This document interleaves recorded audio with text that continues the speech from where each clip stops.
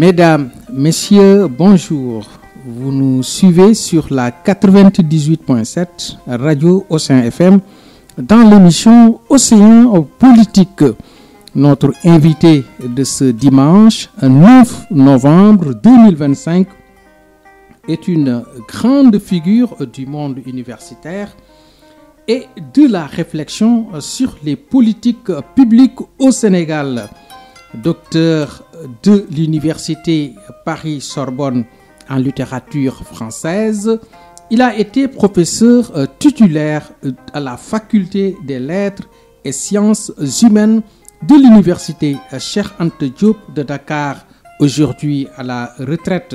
Il a également occupé plusieurs hautes fonctions dans l'administration, notamment comme directeur de la formation permanente de l'ENEA, directeur du Centre national de formation et d'action de la fonction publique et directeur de l'apprentissage au ministère de la formation professionnelle.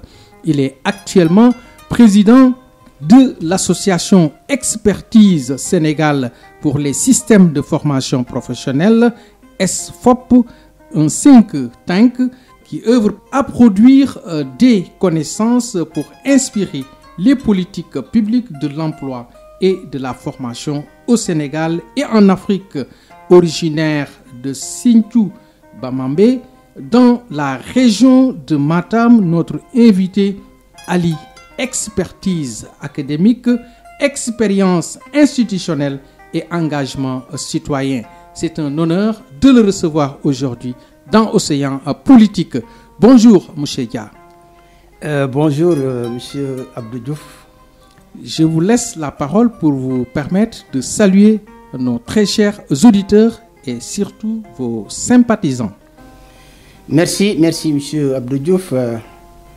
Avant tout, je me félicite et vous remercie très sincèrement de l'invitation qui a constitué pour moi un honneur et un privilège, étant entendu que vous êtes une radio. Bon, je n'ai pas eu la chance certainement de venir ici, mais j'ai entendu quand même que vous avez une grande audience au niveau du public.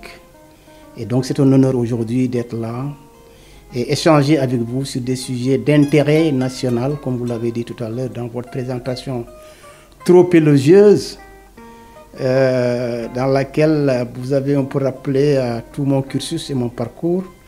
Juste rectifier au niveau de la direction de la formation permanente.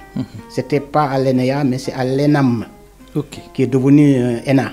C'est l'École nationale d'administration et de magistrature. À l'époque, maintenant, est devenue ENA, École nationale d'administration. Ça, c'est important. Voilà. Et sinon, je salue vos auditrices et vos auditeurs, tout en espérant que les sujets sur lesquels nous allons échanger tout à l'heure auront un intérêt pour eux. Okay. Merci. Merci beaucoup, professeur Dia. Alors, sans tarder, on va débuter sur le contexte général et historique du modèle éducatif sénégalais. Monsieur Dia, pour commencer, pourriez-vous nous donner un aperçu du modèle éducatif et de formation professionnelle tel qu'il existe aujourd'hui au Sénégal? Merci beaucoup pour cette question assez complexe, à laquelle je répondrai peut-être en termes beaucoup plus simples, pour ne pas avoir la prétention de faire l'historique d'un modèle d'éducation et de formation qui date de très longtemps, quand on fait une rétrospective du Sénégal dans, disons, sa tradition de formation et d'éducation. Je ne partirai pas depuis la colonisation, je veux dire même avant la colonisation, le Sénégal, compte tenu de sa position stratégique ou géopolitique et de sa collaboration avec la France, qui est l'ancien pays colonisateur, nous sommes, à mon avis, dans une tradition que nous avions hérité de la France, naturellement. Tout à fait. Donc, l'école française s'est implantée dans le sillage de la colonisation. Et vous savez que la colonisation, comme le dit un de mes amis, très cher ami, Alioune Sall, qui est l'un de nos meilleurs prospectivistes, fait la prospective, aujourd'hui installé en Afrique du Sud, il dit que la colonisation, en fait, est introduite en Afrique avec les 3 M. Les 3 M, c'est les missionnaires, ce sont les marchands et les militaires. Ce sont ces 3 catégories qui ont structuré la colonisation dans notre pays. Les missionnaires venant avec une mission civilisatrice, parce qu'à la base, il y a effectivement cette mission, disons faussement civilisatrice, parce qu'on était très civilisés. Et là, je ne reviens pas sur les écrits de Cheikh Anta Diop qui a montré que l'homme est né en Afrique et que nous avons une civilisation très brillante, donc qui s'est développée autour du Nil, en Égypte. Bref, je ne reviens pas sur ça. L'Afrique est le berceau de l'humanité. C'est le berceau de l'humanité. Et l'homme s'est mis debout en Afrique, pour vous dire en termes simples. Donc, quand nous avons hérité, ces missionnaires donc, viennent civiliser, apporter la culture française.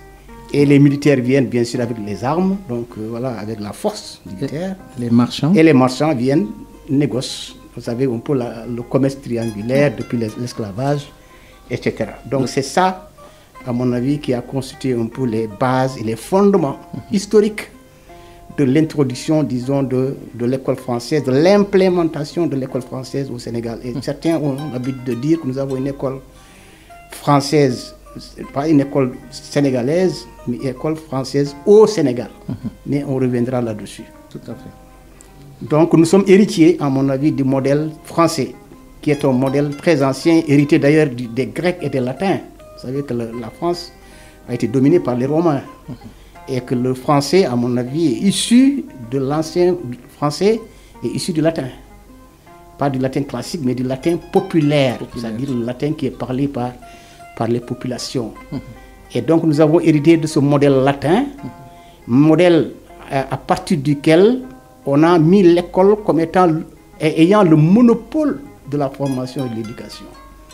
C'est-à-dire que cette école française ne peut pas imaginer qu'on puisse former des personnes, des jeunes, en dehors de l'espace scolaire, qui est un espace fermé, doublement fermé d'ailleurs, par des murs, parce que l'école, il y a des murs qui forment l'école. Vous avez l'accès, n'est pas facile, et lorsque vous franchissez les murs, la porte d'entrée, vous êtes à l'intérieur de l'école, c'est encore un milieu fermé avec des classes hermétiquement fermées, avec quelques petites fenêtres d'ouverture, et vous avez un tableau, de la craie et un enseignant qui enseigne. C'est un peu ça en termes, disons, simples, je veux dire, décrit un peu cette école que nous avons héritée du français, de la France. Les 4 murs. École latine, voilà. Donc c'est fermé, c'est un système fermé, nous reviendrons là-dessus, rigide. Donc il ne peut pas imaginer qu'on puisse former des gens en dehors de l'espace scolaire.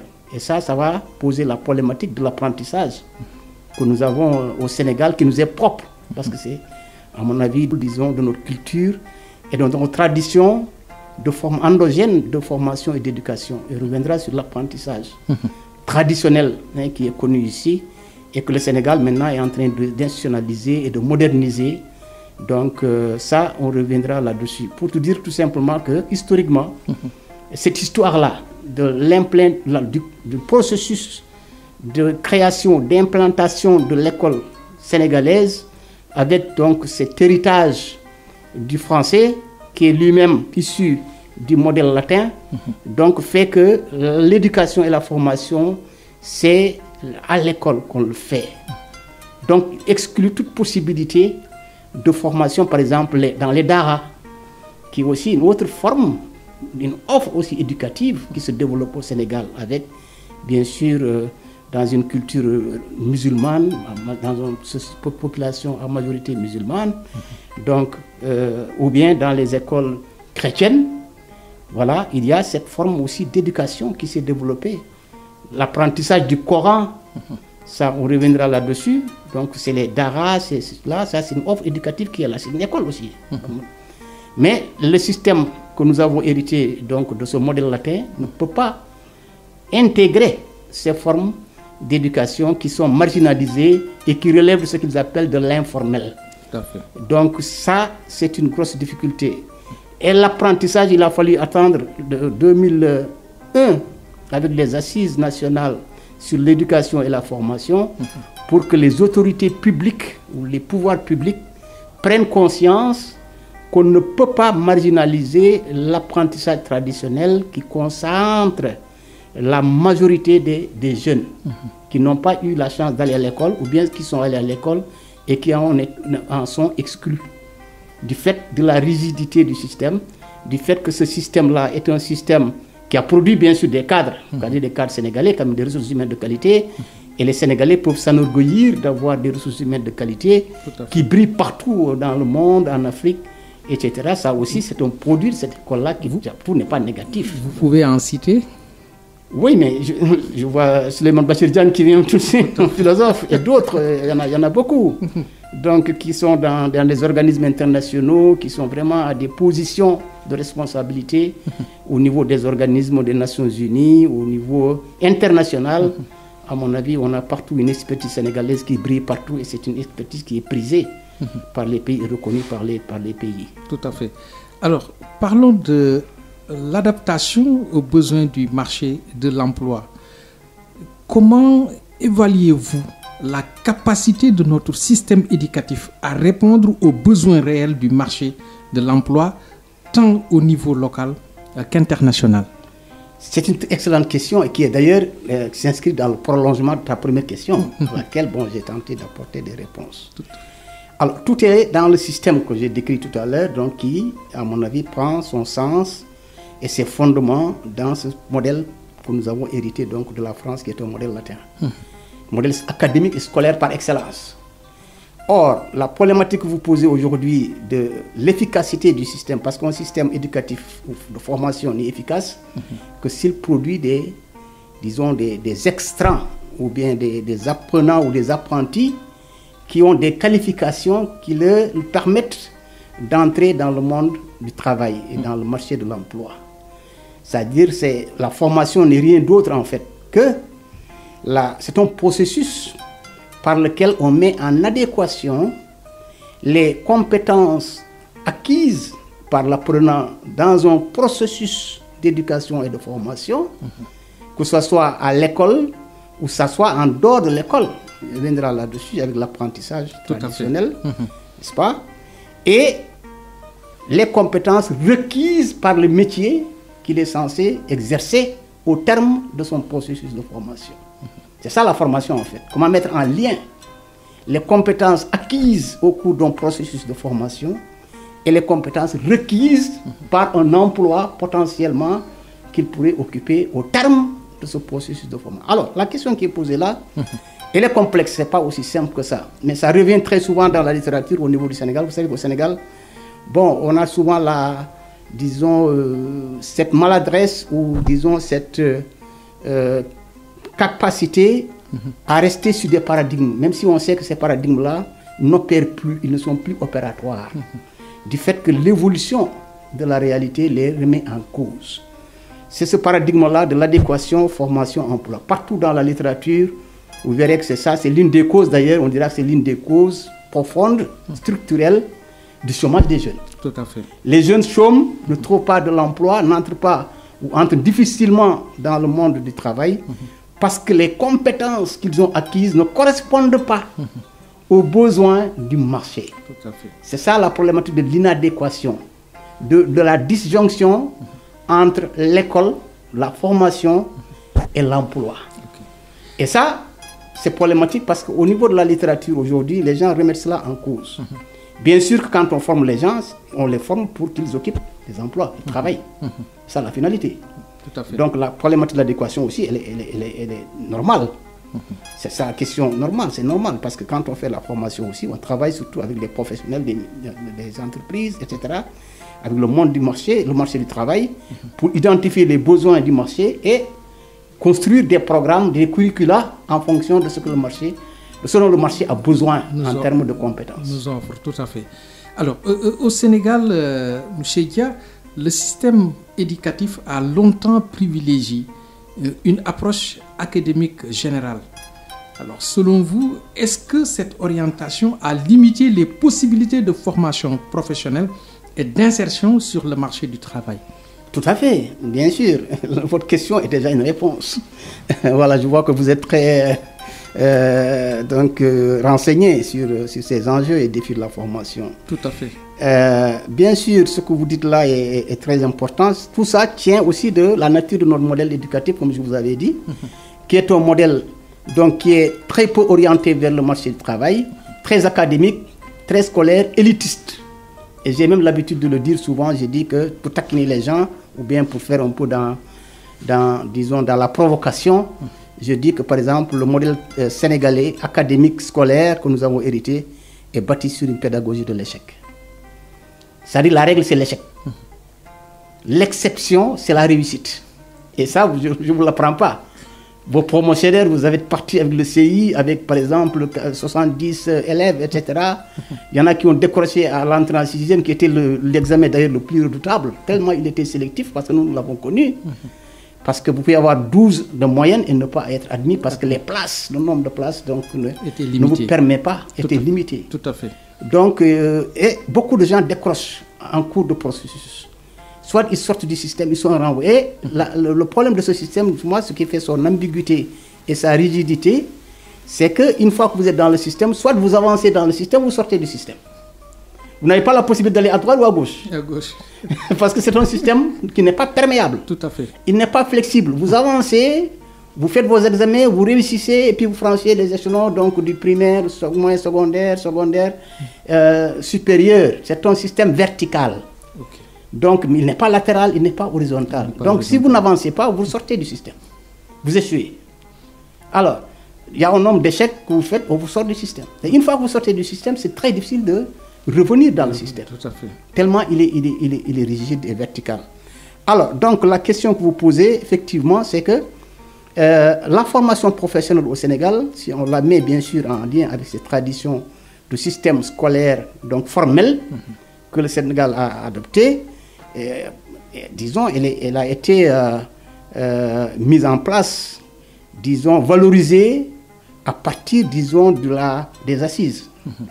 Les assises donc, de l'éducation nationale réunit tous les acteurs et qui ont montré que la formation professionnelle, à mon avis, est une des priorités. C'est la deuxième priorité d'ailleurs dans les politiques publiques comme levier de développement économique et social, puisque c'est par la formation professionnelle qu'on peut donner de l'emploi aux jeunes. Or, ce qui se passe, c'est que le Sénégal n'a pas tellement une perception du point de vue de nos représentations, de notre imaginaire collectif. La formation professionnelle n'a pas bonne presse, elle n'a pas une bonne image. Elle traîne d'ailleurs un goulot, une image négative qui fait que on pense que la formation professionnelle, c'est une option par défaut. C'est-à-dire que l'élève, il va à la formation professionnelle parce qu'il a épuisé ses cartouches, toutes les possibilités donc, de progresser dans le système formel. Et par défaut, on l'appelle d'ailleurs l'école de la seconde chance. Donc, par défaut, il va à la formation. Vous voyez que ça ne donne pas à la formation professionnelle une image positive. Tout à fait. Du point de vue de la perception. Tout à fait. Et ça traîne jusqu'à maintenant, même s'il y a des efforts de plus en plus. En fait, l'engouement vient de plus en plus aussi des jeunes maintenant qui vont vers des métiers, vers des apprentissages qui débouchent sur une profession, sur l'exercice d'un métier, de plus en plus. Et l'État a fait beaucoup d'efforts pour moderniser, pour réformer la formation professionnelle. Aujourd'hui, si vous voyez, il y a quand même ce qu'elle est aujourd'hui, elle ne l'était pas avant. Aujourd'hui, on a mis beaucoup d'accent sur la qualité, on a mis beaucoup d'accent sur la construction d'infrastructures, parce qu'il faut des infrastructures, il faut beaucoup de centres de formation professionnelle. Et ça, l'État a fait beaucoup d'efforts pour ça. Et le plus encore, l'adéquation dont vous parliez tout à l'heure, c'est que dans la formation professionnelle, normalement, l'entreprise privée est au cœur du processus de formation. Même les programmes, normalement, on les écrit avec les entreprises, parce que ce sont des entreprises qui, au bout, vont employer ces jeunes. Et donc, c'est bon dans le cursus de formation que ces entreprises puissent être aussi impliquées dans l'identification des besoins de formation, dans le montage des curricula et, disons, dans la construction des programmes et dans la gouvernance du système. Tout à fait. Ça aussi avec les centres de formation sectoriels, les centres sectoriels de formation, où il y a un conseil d'administration qui est dirigé et présidé par quelqu'un qui vient du patronat. Vous voyez, c'est un peu une façon aussi de rapprocher la formation de l'emploi et de l'environnement de travail. On reviendra peut-être sur la formation duale, bon, qui est développée aussi dans notre pays, mais qu'on a hérité des modèles suisses et allemands. Tout à fait. Alors, les politiques publiques, Moucheba, en matière d'éducation et de formation professionnelle, ont-elles été suffisamment orientées vers l'employabilité des jeunes? Ou existe-t-il un décalage entre les formations proposées et les besoins du marché? Oui, il y a un décalage. Il y a beaucoup d'efforts qui sont en train d'être faits, comme vous avez dit. Donc, cette façon, disons, les efforts qui ont été faits pour impliquer davantage les entreprises dans la formation. Aujourd'hui, le Sénégal a mis en place ce que, vous savez, je ne sais pas si vous êtes au courant de ça, le programme École-Entreprise. Oui. Le PF2E. Tout à fait. Alors, ce PF2E, en fait, est calqué sur le modèle suisse et allemand. C'est la formation duale. Et c'est cette formation duale-là, en fait, on a montré que, documenté, que cette formation, modèle de formation duale, est le plus adapté à la préoccupation que vous avez tout à l'heure, c'est-à-dire de mettre en adéquation la formation et l'emploi. Puisque la formation duale fonctionne sur la base, disons, d'une formation qui se déroule dans 2 lieux différents. C'est ça qui amène le dual. 2 lieux différents. Tout à fait. L'entreprise et l'école. Mais avec ici l'idée que la formation se déroule pour l'essentiel en entreprise. C'est 80% du temps de formation se déroule en entreprise. Donc, ça veut dire que les étudiants seront opérationnels? Bien sûr. Dès qu'ils terminent leur formation. Ils sont opérationnels parce qu'ils sont déjà en contact avec l'environnement de travail. Ils se préparent déjà à assumer les fonctions une fois qu'ils terminent donc le poste de formation. Et ils sont orientés vers la pratique. La pratique a beaucoup d'importance. Et il n'y a que 20% du temps de formation qui se déroule à l'école. Voyez l'inverse. Disons la différence entre le modèle suisse et le modèle allemand par rapport au modèle français qui fonctionne ici. Ici, c'est l'école. C'est la formation, les formations générales, comme vous l'avez dit. La formation théorique. Théorique, générale, académique. Et qui fait que, par exemple, on n'a pas, disons, développé des vocations professionnelles depuis le primaire. Alors que l'autre, c'est une formation pratique. Pratique. Figurez-vous, par exemple, quand le modèle allemand, c'est-à-dire 3 jeunes Allemands sur 5 sont dans la formation duale. 3 jeunes sur 5. Voilà. C'est-à-dire quand vous avez 3 qui vont à la formation duale, il n'y a que 2 qui font la formation académique, etc., et qui vont jusqu'à l'université. La formation suisse est encore beaucoup plus fluide, elle est même perméable. C'est-à-dire que moi, je suis allé en Suisse là, la première fois, quand vous débarquez à Genève. Ce qui est frappant, ce qui va vous frapper, à quoi vous allez faire attention, c'est que vous trouverez très peu de jeunes dans la rue. Et nous avons posé la question à notre collègue qui nous avait accueillis. Qu'est-ce qu'ils nous ont dit? Et il nous a dit que non, les jeunes, ils sont dans les entreprises, ils sont en atelier. Ils sont dans les ateliers. Et ça, c'est important. Ils sont dans les ateliers, ils travaillent. Donc, ils n'ont pas le temps, à mon avis, d'être dans les rues, etc., comme ça se passe ici. Vous voyez, ici, il y a plus de personnes qui sont dehors dans les journées de travail. C'est un modèle très performant. C'est un modèle très performant. Tout à fait. Mais malheureusement, on a mis en place ce programme-là pour implémenter ce modèle-là ici. Mais à mon avis, il y a beaucoup de difficultés. La première difficulté, ça, j'étais là quand j'étais directeur de l'apprentissage à l'époque.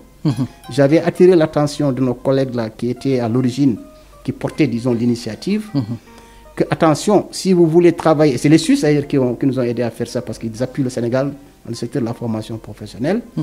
Je leur ai dit, écoutez, le Sénégal n'est pas la Suisse. Les contextes ne sont pas les mêmes. Les économies ne sont pas les mêmes. Les réalités. Les réalités ne sont pas les mêmes. Tout à fait. Ici, le secteur dominant de l'économie sénégalaise, c'est l'informel. Et l'ANSD a effectivement dit que 97% des entreprises au Sénégal, ce sont des entreprises artisanales qui relèvent de l'informel. Il y a donc 3% des entreprises qui évoluent au Sénégal qui relèvent du formel. Vous voyez ? Donc, comment on peut travailler avec 3% et laisser en rade le pourcentage 97%. Et ça, c'est l'informel, c'est l'apprentissage. Regardez le nombre d'ateliers qu'il y a ici, de garages, de postes de travail, des plombiers, des caloreurs, maçons, etc.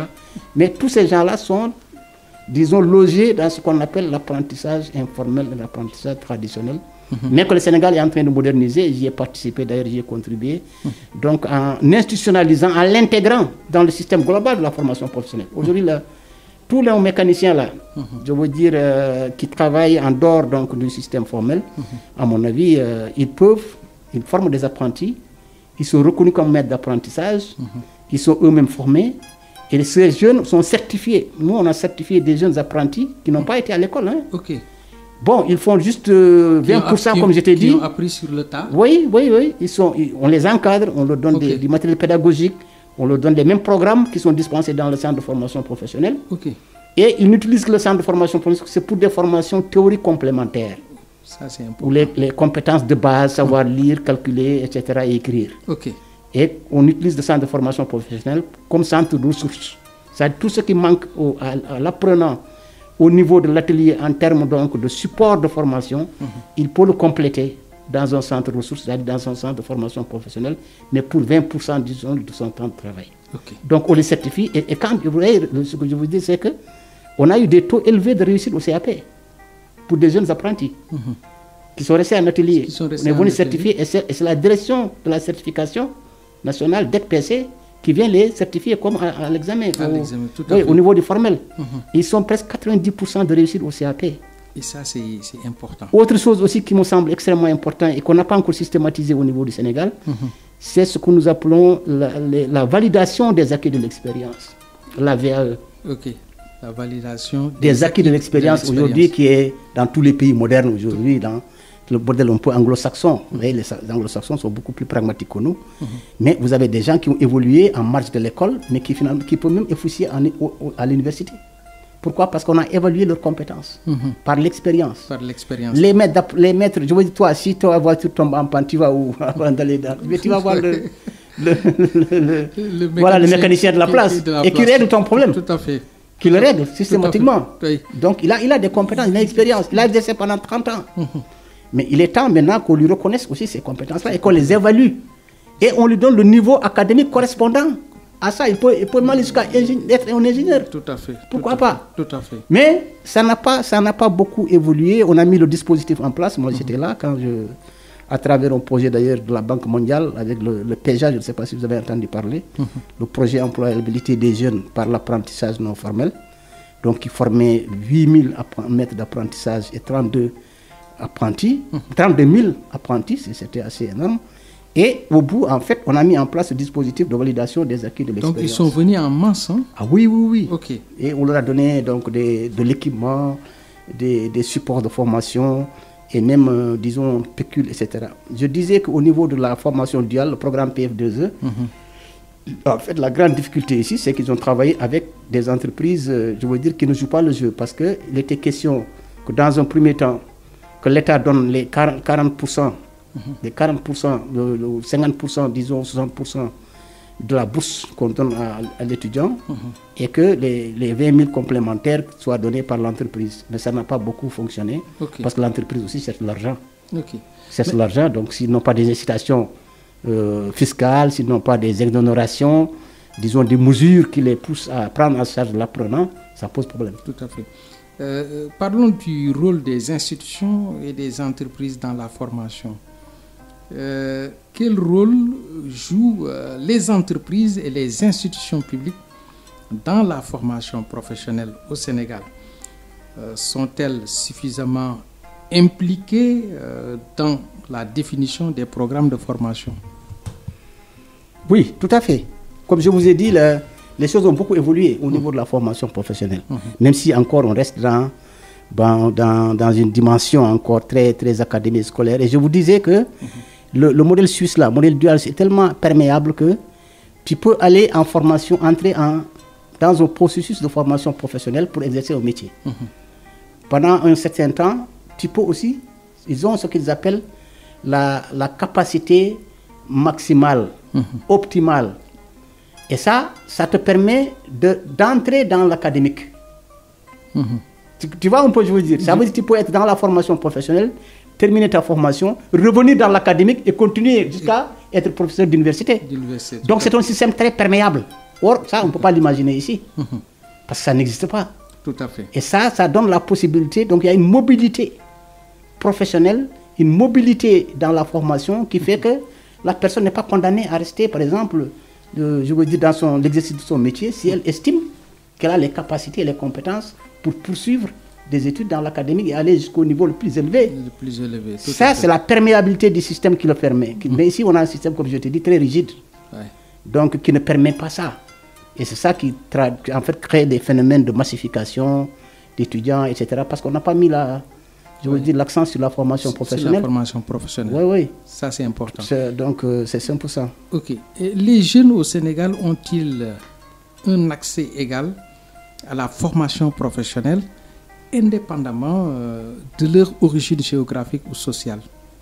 Non, il y a des disparités. Si vous regardez un peu les centres de formation professionnelle, on a même la cartographie des structures de formation. Vous voyez qu'elles sont concentrées dans l'axe Dakar, Mbour et Thiès.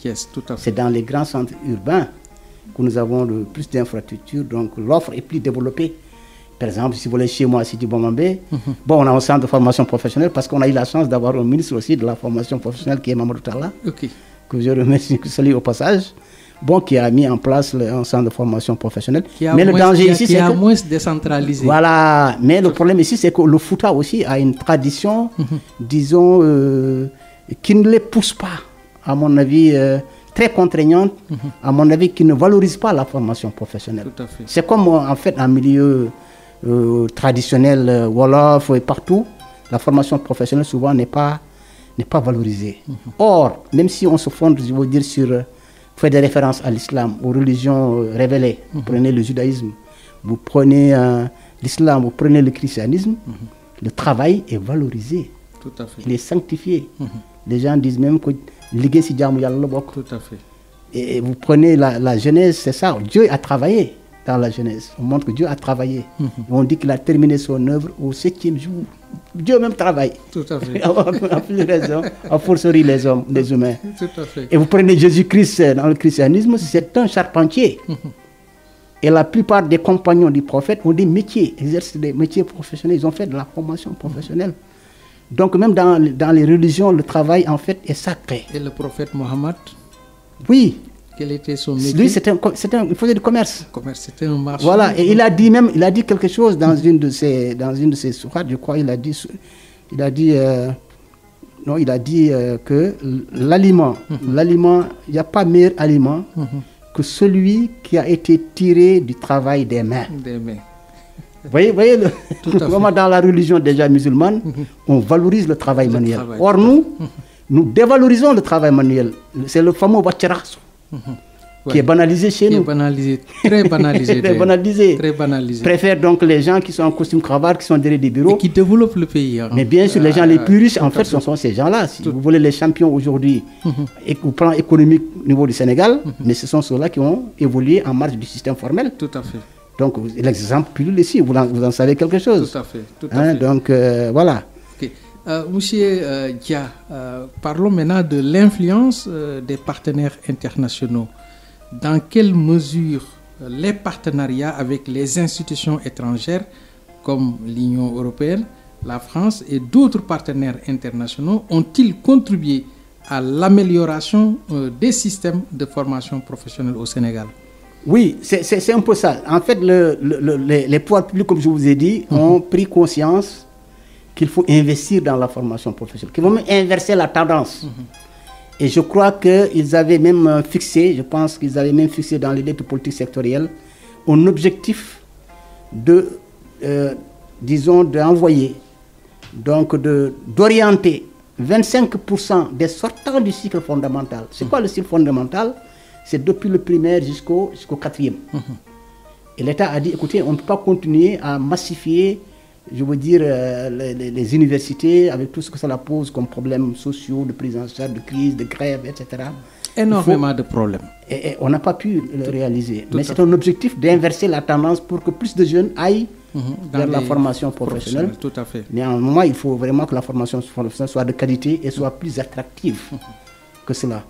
Donc, ce que vous dites, effectivement, et c'est ça qui fait que la formation professionnelle, étant bien sûr reconnue comme étant une priorité nationale, comme un levier d'émergence économique, et malheureusement qui est appuyée fortement par les partenaires. Et vous savez que ces partenaires, quand ils vous appuient, ils vont subir leur logique propre. Tout à fait. Qui souvent ne recoupe pas avec des préoccupations, les priorités du pays. Celui qui finance ou bien celui qui commande, qui finance là. Les gens disent qu'il finance commande. Qui donne l'argent, vous donne l'œil, oriente votre œil et votre regard. Tout à fait. Mais la Banque mondiale a beaucoup investi, comme je te dis, avec ce projet PEJA là. Donc on avait ces 30 milliards, hein. Mais c'est dans l'apprentissage traditionnel. Ça veut dire que même les partenaires prennent conscience que l'apprentissage traditionnel doit être valorisé. Tout à fait. Et on l'a valorisé, le formalisé, l'intégrer dans le système, et on l'a institutionnalisé sous la dénomination apprentissage rénové au Sénégal. Il porte d'autres noms dans d'autres pays, au Bénin ou autre chose, qui développent d'ailleurs, ils sont plus en avance à nous. Au Bénin, je vous donne l'exemple que c'est là, c'est les professionnels. Ce sont les organisations des maîtres artisans qui certifient les jeunes apprentis. Nous, on n'est pas à ce niveau-là. Oui, on n'est pas à ce niveau. Voilà. Ils sont en avance. Ils sont en avance. Les inspections ne font qu'encadrer, apporter un peu faire le suivi, contrôler, faire un cahier de charges. Mais ce sont les chambres de métier et les chambres consulaires qui pilotent l'apprentissage. Et ça, c'est important. Et ça, c'est très important. C'est un modèle que j'ai eu la chance de visiter. Mais comme vous l'avez dit, effectivement, c'est fortement supporté. Surtout, il y a des partenaires traditionnels de la formation professionnelle. C'est un peu le Canada. Et vous avez l'AFD, aujourd'hui d'ailleurs, qui a un nouveau projet, qui a mis un nouveau REFIM dans le transport, qui intervient, qui a beaucoup soutenu. Il y a le Luxembourg, avec beaucoup de projets, donc qui a soutenu fortement la formation professionnelle. Et je pense que l'Union européenne aussi, je crois, apporte aussi un appui. Même l'Italie aujourd'hui, à mon avis, disons, a beaucoup investi dans la formation professionnelle. Pour vous dire qu'il y a une prise de conscience, aussi bien au niveau des autorités sénégalaises que de nos partenaires techniques et financiers au niveau international, pour repositionner la formation professionnelle donc au cœur de notre politique de formation d'emploi. Je ne sais pas si on peut parler de l'emploi, je ne sais pas, mais on reviendra sur l'emploi. On reviendra sur ça. Oui. Tous les points seront abordés, Inch'Allah. Alors, évolution de l'efficacité des réformes récentes. En termes de réformes récentes, notamment la réforme du système d'enseignement technique et professionnel. Alors, comment évaluez-vous leur impact sur l'amélioration de l'employabilité des jeunes? Oui, il y a eu beaucoup effectivement de réformes. Il y a une grande réforme d'ailleurs qui a été développée depuis, disons, les dernières décennies et qui a systématiquement renouvelé un peu le système de formation professionnelle, modernisé, comme je vous ai dit, aussi bien dans la construction des programmes, le développement des programmes, que dans la gouvernance du système. Vous avez dit que l'entreprise, le privé, de plus en plus est intégré dans la gouvernance pour rapprocher, comme je vous ai dit, la formation donc de la réalité de l'emploi et de la réalité du marché du travail.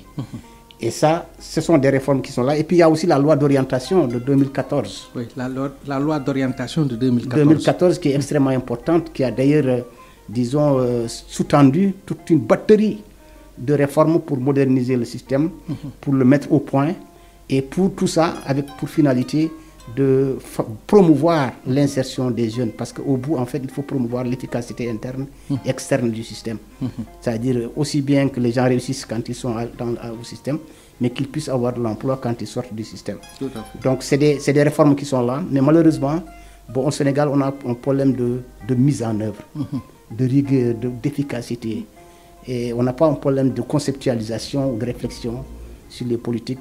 Mais sous le chat, comme on a dit, c'est de ne pas mettre en application, disons, le fruit de nos réflexions. Il y a eu beaucoup d'assises qu'on a tenues récemment. Il y a eu des assises de l'éducation, beaucoup de rencontres sur le système, qui ont beaucoup réfléchi. On a tout sorti comme, disons, problématique, comme solution.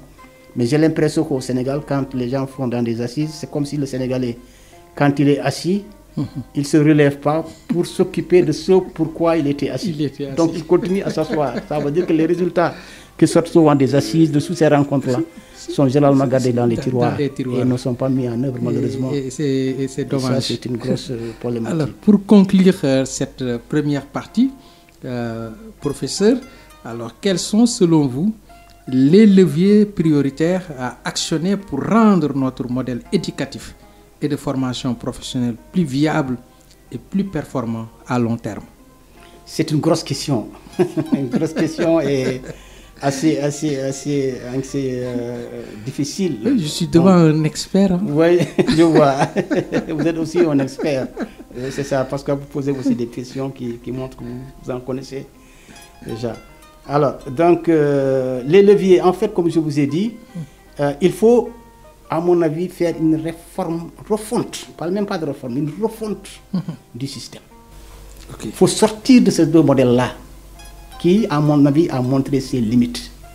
Vous avez le phénomène aujourd'hui du chômage des diplômés. Je suis quelque chose parce que je suis enseignant à l'université de Dakar.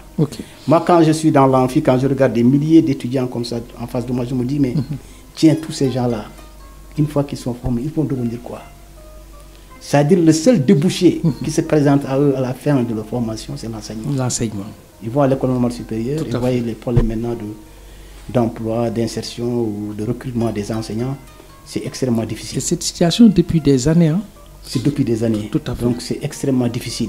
Mais pourquoi? Parce qu'on a laissé, à mon avis, comme on l'a dit, les choses se massifier au niveau de l'université. Parce que l'université, normalement, ce n'est pas la massification, c'est une formation d'élite. Tout à fait. C'est très peu de gens qui devaient aller à l'université. Mais tout le gros lot, à mon avis, la grosse devait aller, à mon avis, vers la formation professionnelle, avoir des métiers, et quitte à revenir maintenant. Mais ça suppose qu'il faut repenser le système. Est-ce que le système n'est pas, pour le moment, d'être repensé, je pense bien. Si on a créé des universités, il y a d'autres universités qui naissent. L'université du Sine Saloum, il y a des spécialisations, l'université numérique. Oui. Tout à fait, il y a des efforts qui sont faits pour professionnaliser les formations. Même les licences aujourd'hui, vous avez des licences professionnelles au niveau de l'université, des universités. Tout à fait. Donc la formation professionnelle aujourd'hui est presque à l'université. Parce qu'on ne peut pas continuer effectivement à former des gens sur des connaissances théoriques, mais qui n'ont pas débouché en termes d'insertion et d'emploi. Donc ça, effectivement, il y a les ISET aussi. Les ISET aussi qui sont créés, qui constituent un peu le tampon entre, disons, la formation professionnelle classique et les universités. Tout à fait. Donc il y a un travail de fond qui est en train d'être mené, à mon avis, pour professionnaliser nos curricula, professionnaliser les systèmes de formation et, à mon avis, et se donner des chances beaucoup plus grandes pour donner, disons, de l'emploi à nos jeunes. Mais ça, à mon avis, on est dans ça. Et je pense que l'État aujourd'hui, et même les nouvelles autorités aujourd'hui, ont repositionné sur la formation professionnelle. Vous savez que l'emploi était sorti de la formation professionnelle du ministère. Il est revenu l'emploi encore. On l'a remis. C'est devenu maintenant le ministère de l'Emploi et de la formation professionnelle. Parce que c'est très difficile de déconnecter l'emploi de la formation professionnelle. Tout à fait. Même si le Sénégal a des problèmes pour accrocher l'emploi dans un département, il navigue entre la jeunesse, l'artisanat, la formation professionnelle. Bon, ça veut dire qu'il y a un problème quand même de prise en compte de l'emploi et comment le positionner du point de vue institutionnel et du point de vue politique. Politique, tout à fait. Nous avons commencé par un état des lieux, M. Dia, puis explorer les problématiques actuelles et on a terminé sur des suggestions de réformes et d'améliorations possibles. Je rappelle à nos très chers auditeurs que nous recevons Ousmane Adama Dia, professeur titulaire des universités à la faculté des lettres et sciences humaines, Université Cheikh Anta Diop, à la retraite. Attaquons la formation par apprentissage au Sénégal. Monsieur professeur, pourriez-vous nous rappeler brièvement ce qui est la formation par apprentissage et quel est son rôle dans le système éducatif sénégalais? Oui, tout à fait. Je pense qu'on en a parlé un peu, mais je vais revenir là-dessus de façon beaucoup plus large. Parce que c'est quand même un secteur que je connais pour avoir donc été directeur de l'apprentissage de 2016 à 2022. Donc c'est pas rien. Tout à fait. Et ça m'a permis à un universitaire, disons, d'être dans un univers, un univers, disons, qui change un peu les paradigmes à partir desquels vous avez été formé et vous êtes en train de former vos étudiants. C'est un changement radical, donc, d'environnement, de travail. Mais ça a été très enrichissant. Ça a été très enrichissant. Alors, l'apprentissage, la formation par apprentissage que nous appelons au Sénégal, comme je vous ai dit, ça a été institutionnalisé au Sénégal. Tout à fait. L'apprentissage traditionnel, là, donc, est intégré dans le système global de la formation professionnelle et technique. Aujourd'hui, quand les gens parlent de formation professionnelle, les gens pensent qu'il n'y a que les lycées techniques, les centres de formation professionnelle. Non, il y a l'apprentissage qui en fait partie intégrante depuis les assises de 2001. Ça, c'est bien à savoir. C'est les assises de 2001, ça fait longtemps quand même là. Tout à fait. Parce que plus d'une vingtaine d'années, que l'apprentissage est reconnu comme un système à part entière dans le système global de la formation professionnelle et technique. Et comme je vous l'ai dit, l'apprentissage traditionnel, c'est un héritage de notre société, a été sécrété par notre société. Nous l'avons trouvé là. Et je veux dire, du point de vue historique, quand vous regardez nos sociétés, c'est des sociétés productives. Les familles même étaient des familles productives. Productives, tout à fait. Qui d'entre nous, dans sa tendre enfance, n'a pas accompagné son père parce qu'il est menuisier dans son atelier, ou bien l'accompagner au champ parce qu'il est agriculteur, ou bien faire de la bijouterie. C'est un apprentissage qui est là et qui a été sécrété par notre société. Alors, l'État a pris conscience et cet apprentissage-là, à mon avis, absorbe la plupart des jeunes qui n'ont pas eu la chance d'aller à l'école ou bien qui ont fait le choix d'aller apprendre un métier. Tout à fait. Ou bien qui n'ont pas progressé dans le système. Tellement il est rigoureux, il est sélectif, il est élitiste, donc il renvoie plus, il exclut plus qu'il n'inclut. Et donc ces jeunes n'ont d'autres, à mon avis, possibilités que d'aller se faire former dans un atelier de maître apprentissage. Tout à fait. Donc dans l'environnement de l'atelier, la formation se déroule en atelier, par observation et imitation. L'apprenti, il est là, il regarde le maître faire. Et imite ses gestes, ses faits et gestes. C'est comme ça qu'il apprend, par imitation et observation. Et il n'y a pas d'intentionnalité dans les objectifs de formation, ce n'est pas aussi structuré. Mais l'État a reconnu que, puisque la masse des jeunes, et vous avez fait la comparaison aujourd'hui entre la formation professionnelle et technique, à travers ces lycées techniques et ces centres, et vous prenez l'apprentissage informel, donc qui est là, qui relève de la formation du système traditionnel, mais c'est presque 1 sur 5 ou sur 10. Ça, vous avez un apprenant dans le système de formation professionnelle classique, vous en avez 10 au niveau de l'apprentissage. Vous voyez que c'est énorme. Oui, c'est la grande masse des jeunes sont là dans ce système-là. Tout à fait. Donc l'État ne pouvait pas les laisser sans, à mon avis, imaginer de les prendre en charge et de leur donner des possibilités et des opportunités de se former et en même temps aussi d'évoluer dans le métier. Tout à fait. Et ça, c'est ça qui a fait qu'en 2011, donc, on a intégré l'apprentissage dans le système formel, dans le système global de la formation professionnelle. Et en ce moment-là, maintenant, on a modernisé le système. C'est pourquoi on appelle ici l'apprentissage rénové au Sénégal. Il porte d'autres noms dans d'autres pays. Il y en a qui l'appellent, dans les pays occidentaux, ils parlent plutôt de formation professionnelle non formelle. Non formelle. Voilà, au Bénin, je pense qu'ils ont une autre appellation.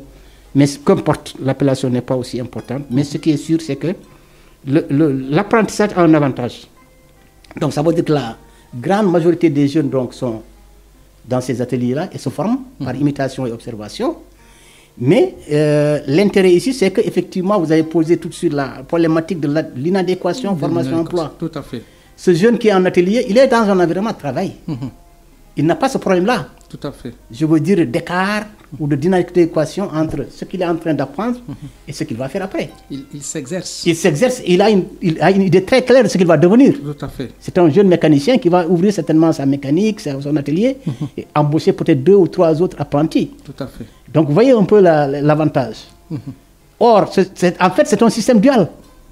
Oui, c'est un système dual. C'est un système dual, ce que nous avons appris. On n'a pas rien à apprendre en fait de la Suisse ou de l'Allemagne. Tout à fait. Nos sociétés, malheureusement, il y a eu donc cette colonisation-là qui a, disons, rompu, qui a tout cassé. Cassé un peu tout ce processus normal d'évolution de nos sociétés, mais bon, qui ont introduit, disons, des systèmes qui n'ont pas, à mon avis, pu s'intégrer dans l'environnement et dans le substrat culturel de nos sociétés. Tout à fait. Et ça qui fait que vous avez deux, par exemple, systèmes qui cheminent de façon parallèle, mais l'État a dit qu'il faut les intégrer maintenant. En fait. Mais là, la difficulté maintenant ici, c'est que d'abord, le système n'est pas bien financé. L'apprentissage n'est pas financé. Ok. Si vous prenez le budget, moi j'ai même honte de vous dire quel était mon budget, je ne vais pas vous le dire. C'était ridicule et dérisoire. Donc il n'y a pas de moyens, ce n'est pas financé. En dehors des partenaires, donc avec la Banque mondiale, de Luxembourg, de la coopération luxembourgeoise. Donc si ce n'est pas bien financé, voilà. Est-ce que les objectifs seront atteints? Non, ce n'est pas ça. C'est ça aussi la contradiction. C'est-à-dire comment l'État reconnaît que ce système-là est viable, et il faut y investir et en faire une priorité. Il ne met pas les moyens qu'il faut. Tout à fait. Donc ça, c'est un déphasage qui, à mon avis, donc altère un peu l'élan et les dynamiques qui ont été développées. Donc l'apprentissage, à mon avis, et ça, j'ai même l'idée de faire un ouvrage là sur l'apprentissage, c'est-à-dire en développant l'apprentissage, c'est un nouveau paradigme qu'on va donc développer pour repenser le système, le modèle, à mon avis. Aujourd'hui, on aurait dû envoyer plein de jeunes dans ces ateliers-là pour qu'ils apprennent et qu'ils fassent à l'école. Ils vont à l'école, ils vont dans les ateliers. Par exemple, l'atelier de mécaniciens aurait pu être, par exemple, un terrain d'application de ce que les gens apprennent dans les centres de formation professionnelle. Tout à fait. Voilà. Et les maîtres d'apprentissage que nous avons aussi, ils sont formés au plan pédagogique. Ils ont été formés, par exemple, sur l'approche par les compétences, parce que c'est aujourd'hui l'approche qui est divulguée, vulgarisée au Sénégal, l'approche par les compétences. Il ne s'agit pas maintenant de se dire qu'est-ce que l'enfant va faire, en fait, mais comment il va le faire et quelles sont les compétences qui sont attendues au terme de sa formation. L'approche par les compétences. Tout à fait. Le savoir-faire, le savoir bien sûr être aussi qui sont extrêmement importants. Donc l'apprentissage, à mon avis, se développe au Sénégal. Il est intégré, mais malheureusement, il n'a pas les moyens financiers qu'il faut. L'intégration n'est pas menée à son terme, parce que normalement, je leur ai dit, écoutez, si le système de l'apprentissage est intégré dans le système global, mais nous, par exemple, si on doit former nos apprentis dans les centres de formation professionnelle, pour la partie théorique là dont je t'avais parlé, pour développer les compétences de base, on paye. Tout à fait. Et pourtant, c'est l'État. Mais on paye, c'est comme si c'était privé. C'était privé. Ça veut dire que l'intégration n'est pas aussi systématique que ça. Et ça pose problème. Donc, problème de financement, problème d'intégration, problème aussi de validation, de reconnaissance des compétences des maîtres d'apprentissage, même si le dispositif est là, ça ne marche pas encore au rythme souhaité. Tout à fait. Et qui fait que ces gens-là, ils ont tellement de compétences énormes, mais qui ne sont pas valorisées. Donc, or, la loi d'orientation le reconnaît. La loi d'orientation 2014 dont je t'ai parlé, 2015 je crois, 2014, voilà, a stipulé que toute personne, à un moment donné de sa vie professionnelle, peut donner le droit, peut avoir le droit de faire reconnaître ses compétences. Et se décerner un diplôme ou un certificat ou un titre qui, à mon avis, valorise ses compétences. Mais ça, bon, c'est une véritable, disons, révolution, mais qui, à mon avis, n'est pas systématisée, n'est pas accompagnée, n'est pas financée. Mais ça aurait dû régler, à mon avis, beaucoup de choses. Le partenariat entre entreprises et institutions de formation. Un des piliers de l'apprentissage est le partenariat entre les institutions éducatives et les entreprises. Comment évaluez-vous l'implication des entreprises sénégalaises dans la formation par apprentissage? Oui, malheureusement, nous, ce que nous appelons entreprise dans, disons, l'apprentissage, c'est les ateliers de l'artisan, du maître d'apprentissage, du maître artisan. Ce n'est pas la grande entreprise. Par contre, si vous raisonnez en termes de formation duale avec le programme donc école-entreprise, ça c'est les grandes entreprises qui contractent avec l'État du Sénégal pour former un certain nombre de jeunes. Moyennant bien sûr une attribution... Oui, non, je parle des grandes entreprises. Oui, mais ces grandes entreprises sont plus orientées vers la formation duale avec le programme école-entreprise. Mais elles ne sont pas présentes, à mon avis, dans l'apprentissage. Dans l'apprentissage, si on parle d'entreprise, c'est l'atelier de maître d'apprentissage ou de maître artisan dans lequel évolue l'apprenti. C'est une entreprise. Tout à fait. Voilà, avec sa façon de fonctionner, ses logiques propres, etc. Et ses limites. D'accord. Donc, voilà. Alors, accessibilité et équité de la formation par apprentissage. un des enjeux majeurs de la formation par apprentissage reste l'accès pour tous les jeunes, en particulier ceux issus des zones rurales et des milieux défavorisés. Selon vous, quels sont les principaux obstacles à un accès égalitaire à ce type de formation? Oui, si on raisonne en termes d'apprentissage, je veux dire informel, de l'apprentissage traditionnel qu'on a modernisé et dénommé apprentissage rénové, ici la problématique de l'accès ne se pose pas. Puisque je veux dire, la prise en charge du jeune dans un atelier se fait, à mon avis, par voie de confiance. C'est une maman, un oncle qui confie à son parent qui est mécanicien, il lui confie son enfant pour qu'il le forme. Tout à fait. Donc c'est des mécanismes de solidarité qui jouent. Et le maître d'apprentissage prend en charge le jeune. C'est lui qui le soigne quand il est malade, c'est lui qui le fait nourrir, etc. Subvient à ses petits besoins. Donc il y a un contrat tacite, même s'il est moral, entre le maître d'apprentissage et, disons, le parent de l'apprenti. Ça, c'est réglementé. Il n'y a pas de souci à ce niveau-là. Donc, c'est vraiment le système le plus démocratique qui soit. Puisqu'il n'y a pas d'obstacle à ce qu'un jeune puisse aller dans un atelier et donc apprendre à se former. Maintenant, la difficulté peut-être c'est au niveau de la collaboration entre l'État et les grandes entreprises, dans le cadre, par exemple, d'une formation par alternance, une formation duale, qui suppose que l'entreprise s'engage à prendre en charge la formation de l'enfant pour ce qui concerne, disons, les 80%, disons, de son temps de formation. Mais souvent, vous savez que la logique de l'entreprise n'est pas la logique de l'école. De l'école, tout à fait. Et on a essayé ça, nous on a expérimenté ça avec Terubi. Quand j'étais directeur de l'apprentissage, c'est ça d'ailleurs qui a donné naissance au PF2E. On a expérimenté donc ce modèle de formation duale à Terubi, où on est venu, on a formé les gens à Terubi. Donc, ils faisaient la pratique là-bas et il y avait des sessions théoriques, mais à Terubi même. Donc, ils sont à l'intérieur de l'hôtel. Et donc, l'avantage ici, c'est qu'ils n'ont pas de problème, à mon avis, d'insertion, puisqu'ils sont déjà dans l'environnement de travail. Tout à fait. Et c'est ça l'intérêt. Et donc, le rapprochement aussi entre, comme je l'ai dit, la formation et l'environnement de travail et l'entreprise, parce que c'est ça la difficulté, qui fait que, et ça qui pose la problématique du chômage, c'est-à-dire que l'entreprise n'est pas fortement impliquée dans la formation des jeunes au Sénégal, même s'il y a des efforts qui ont été faits, comme je vous ai dit, mais ce n'est pas encore systématique.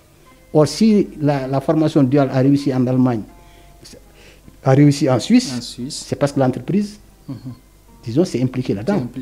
Tout à fait. Mais c'est parce que l'entreprise aussi trouve son intérêt là-dedans, parce que l'entreprise cherche des profits, cherche des bénéfices, ce n'est pas des enfants de cœur. Donc, il y a des incitations fiscales, il y a des exonérations. L'État fait des choses pour pousser l'entreprise à s'intéresser à la formation. Il y trouve un intérêt. Mais tant qu'elle ne trouve pas d'intérêt, mais elle ne va pas s'engager dans la formation. C'est ça la difficulté que nous avons aujourd'hui.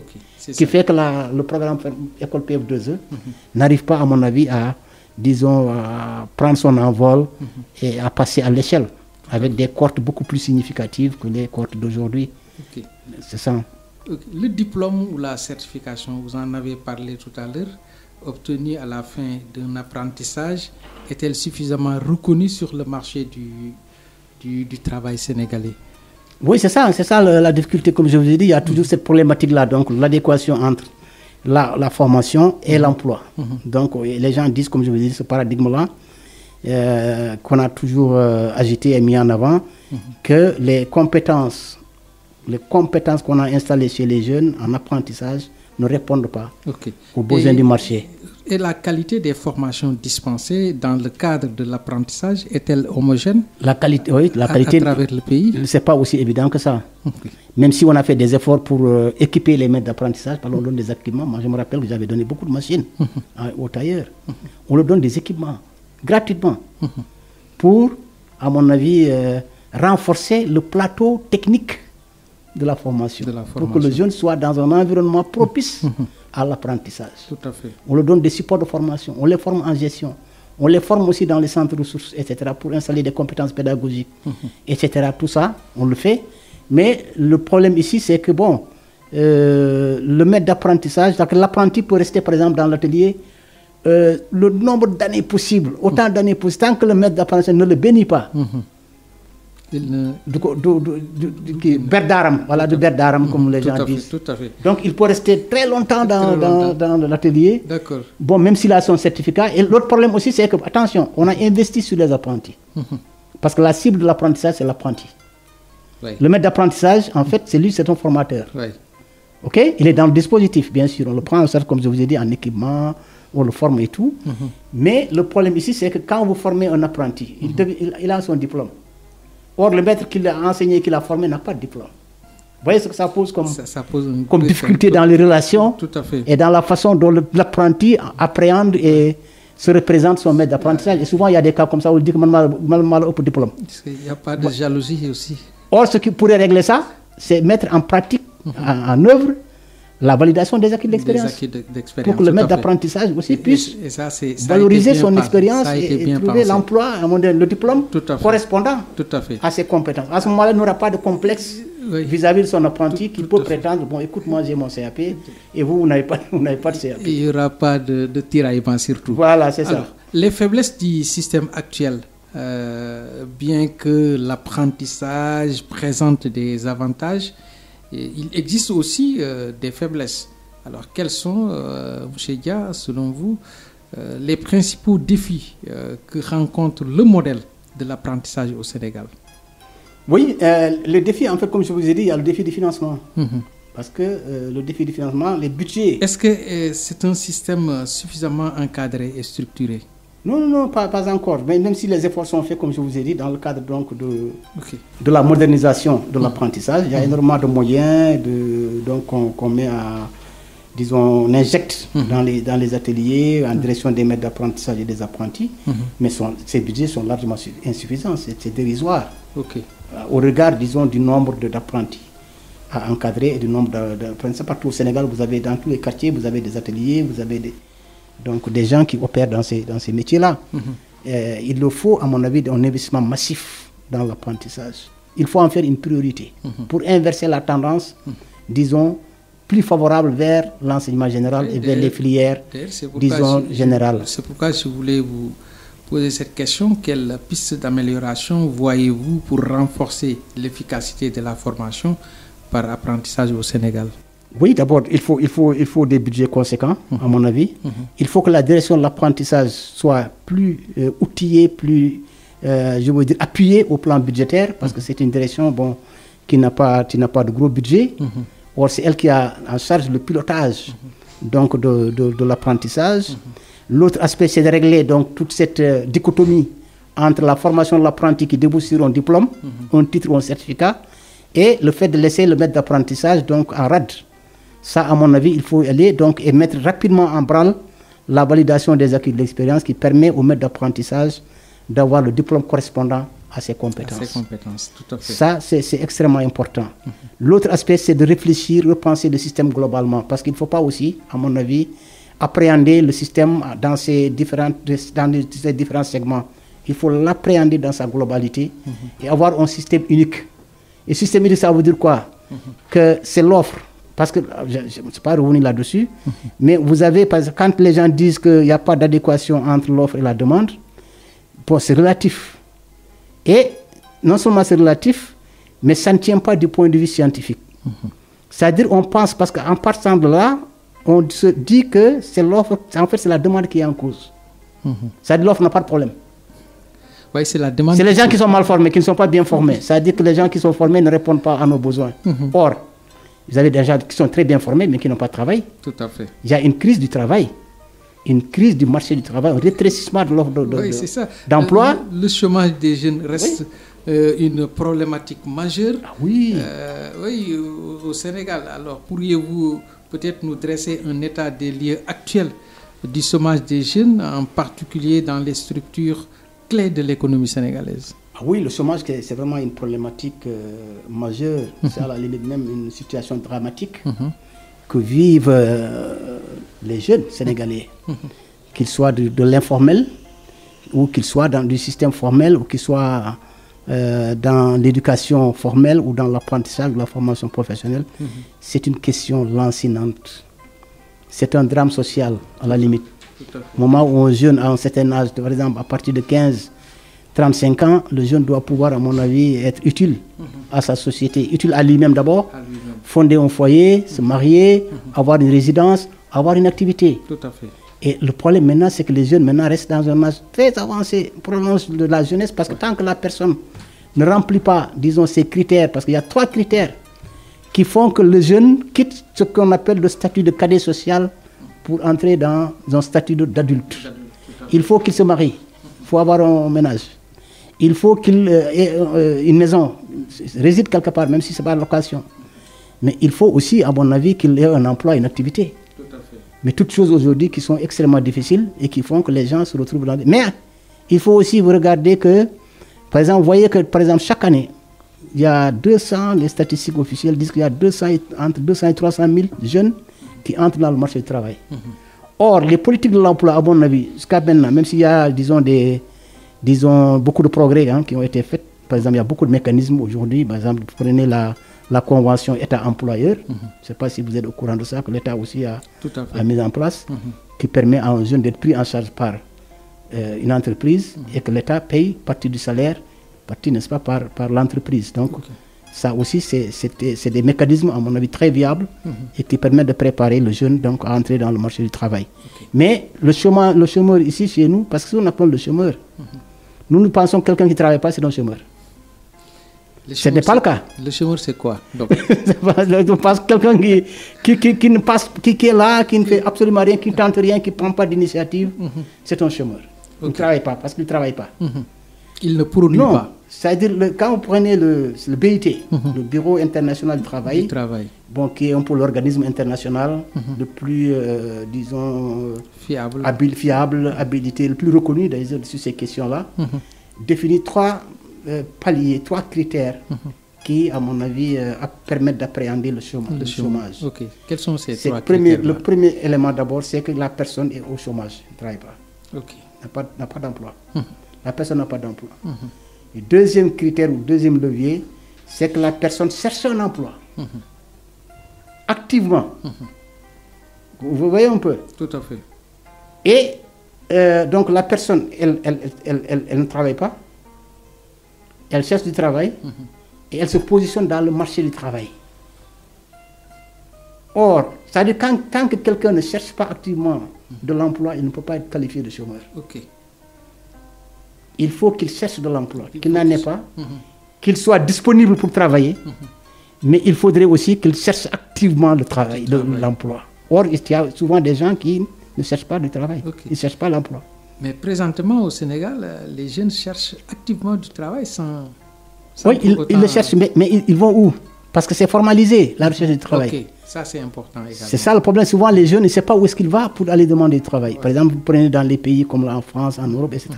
C'est structuré. Il y avait des structures qui gèrent, à mon avis, l'évolution des jeunes qui ont un emploi et qui sortent de l'emploi, qui deviennent au chômage. Il est suivi.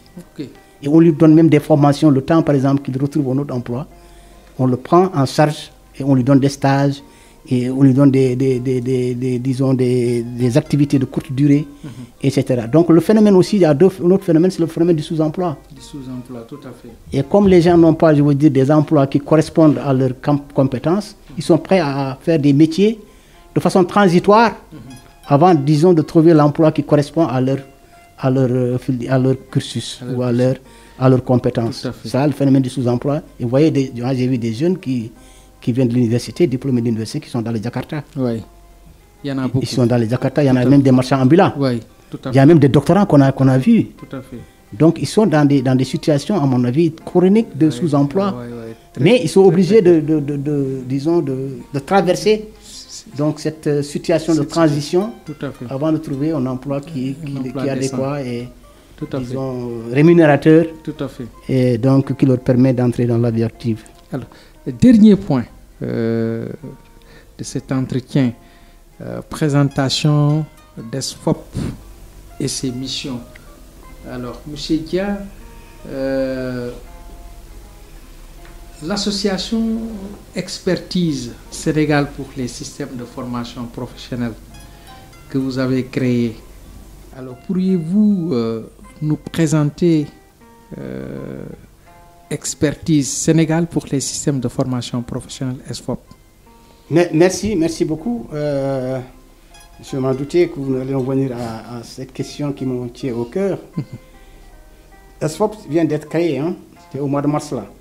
Le mois de mars 2025. Hein? 2025. On a obtenu notre récépissé.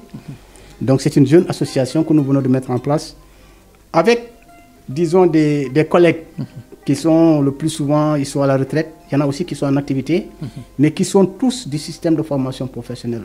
Ils ont exercé donc leur parcours, exercé leur profession qui ont assez d'expérience. Ouais, avec beaucoup d'expérience, parce que c'est des inspecteurs de spécialité, c'est des psychologues conseillers, c'est vraiment des professeurs, grands professeurs, donc, qui ont enseigné dans les lycées techniques et qui ont vraiment, disons, gravé tous les échelons au niveau le plus élevé du système.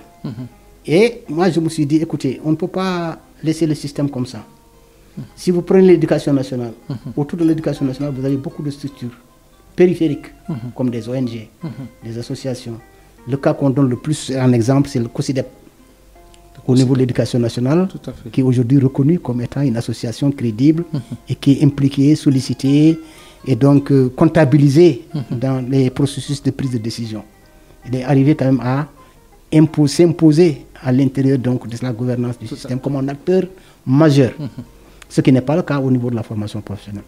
Il n'y a pas de structure qui gravite autour de la formation et qui aide le système à se développer et qui aide les politiques publiques à être mieux affinées, à être mieux orientées et répondre donc aux besoins de formation et d'emploi des jeunes. Et moi, je me suis dit, j'ai approché donc ces gens-là qui sont le plus souvent à la retraite, avec lesquels j'ai des relations assez amicales, très amicales et fraternelles, pour leur dire, écoutez, nous, on ne peut pas laisser le système comme ça, pourquoi ne pas nous organiser en association, en think tank, donc pour, à mon avis, donner à la communauté et au pays et au système de formation professionnelle ce que nous avons emmagasiné comme connaissances, comme expérience, comme parcours, pour aider le système à se développer, à se promouvoir. Et on a voulu le modèle du think tank parce que c'est un modèle beaucoup plus flexible et qui a fait de nous un laboratoire d'idées. Nous allons nous positionner comme un pourvoyeur de connaissances. Nous allons nous investir dans la prospective. Nous allons nous investir dans les analyses, dans la production de connaissances scientifiques pour produire des preuves et des évidences qui permettent au pouvoir public de prendre la bonne décision. Tout à fait. Donc on n'est pas là pour gêner les pouvoirs publics, on est là plutôt pour les appuyer et apporter, à mon avis, ce qui peut-être manque. Parce que quand les gens sont dans le système, ils ne peuvent pas avoir toute la distance qu'il faut, la critique pour réfléchir sur le système. Il faut des gens qui ont été dedans et une fois terminé leur carrière, terminée à la retraite, ils sont à distance. Ils ont donc la capacité et la possibilité donc d'aider le système à se développer, à se promouvoir, parce qu'ils le connaissent. Et donc de se positionner donc en laboratoire d'idées, de se positionner donc en conseil, et exercer une veille systématique, une veille prospective sur le système pour dire par exemple, bon écoutez, nous investir aussi dans les métiers à venir émergents. Dire à l'État par exemple dans 10 ans, 20 ans, voilà les métiers qui sont censés à mon avis être des métiers porteurs. Et si vous formez les jeunes sur ces compétences-là des métiers, mais il y a beaucoup plus de chances que ces jeunes puissent trouver du travail. Tout à fait. Donc on a ce travail-là donc d'encadrement, de conseil, de veille, mais avec notre indépendance.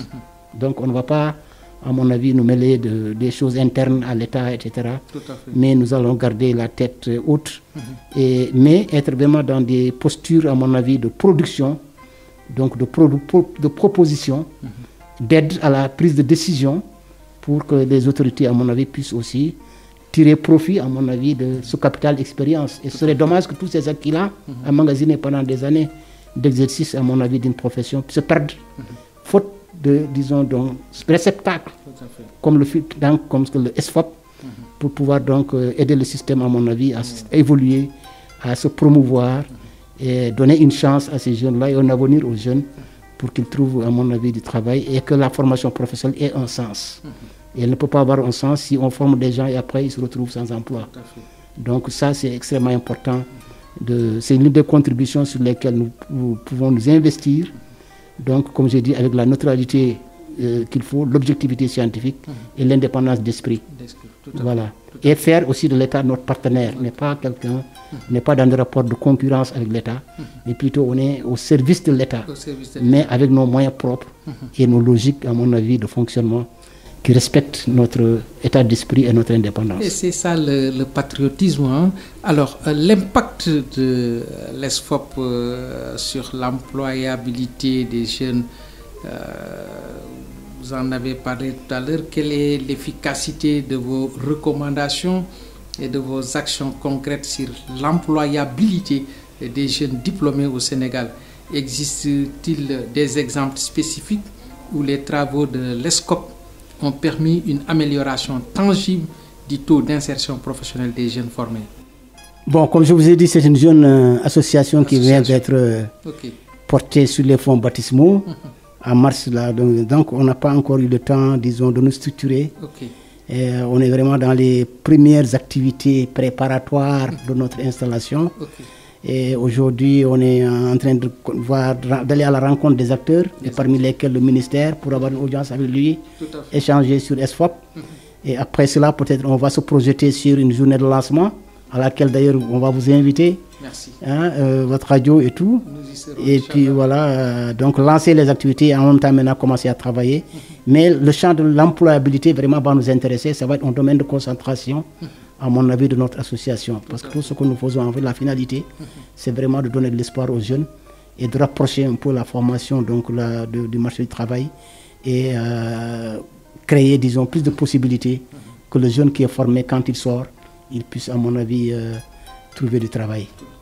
Donc, ça va être un champ, à mon avis, qu'on va investir dans des domaines prioritaires d'intervention d'ESFOP. De l'employabilité, parce que c'est une problématique assez complexe et assez difficile au niveau du Sénégal. Vraiment, on vous souhaite bon vent, professeur. Merci. Alors, le temps est pratiquement épuisé. Votre dernier mot, professeur? Non, le dernier mot, c'est un mot de remerciement et vous réitérez vraiment, disons, tout le plaisir que j'ai eu, toute la satisfaction que j'ai eue, donc d'avoir ce temps de parole.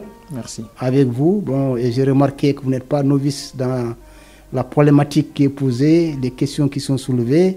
Vous en connaissez même certainement mieux que moi, mais vous avez la modestie du journaliste qui vous interdit de provoquer le professeur et l'universitaire. Nous faisons des recherches. Mais j'ai espoir quand même que bon, ce qui a été dit ici, bon, il n'y a que Dieu qui est parfait. Il y a certainement de l'imperfection, mais à mon avis, la perfection n'est pas de ce monde. Donc j'ai fait, à mon avis, je crois avoir fait le maximum pour pouvoir donc être à la mesure, disons, des attentes et de vos attentes, et que vos auditrices et auditeurs peut-être ne seront pas, disons, déçus des échanges que nous avons eus ensemble et que, à mon avis, auquel vous avez beaucoup participé. Et s'il y a, à mon avis, un résultat, nous le partageons ensemble. Merci beaucoup. Nous arrivons à la fin de cette émission. Et je tiens vraiment à remercier chaleureusement notre invité, professeur Ousmane Adama Dia, pour ses éclairages précieux sur la question de la formation professionnelle au Sénégal. Un grand merci également à notre technicien pour son travail impeccable derrière les coulisses, à nos auditeurs pour la fidélité et bien sûr à Abdoulaye Diop pour le soutien constant à notre programme. À très bientôt pour une nouvelle édition d'Océan Politique. Excellent dimanche à tous.